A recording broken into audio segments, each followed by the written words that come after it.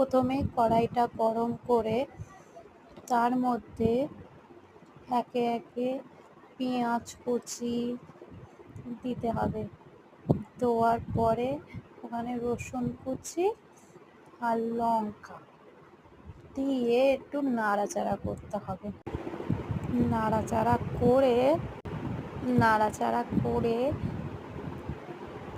তারপরে তোমার ওই পেঁয়াজগুলো যখন লাল লাল করে ভাজা হয়ে যাবে, তারপরে ওই কলমি শাক কুচানোগুলো দিয়ে দিতে হবে।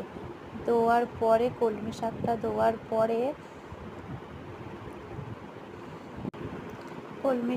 দেওয়ার পরে তোমার হলুদ নুন দিয়ে আবার একটু নাড়াচাড়া করে ঢেকে দিতে হবে। ঢেকে দিয়ে তোমার কিছুক্ষণ রান্না করে নিতে হবে। রান্না হয়ে গেলে তোমার তারপরে নামিয়ে নিতে হবে। টেস্টি টেস্টি কলমি শাক হয়ে যাবে।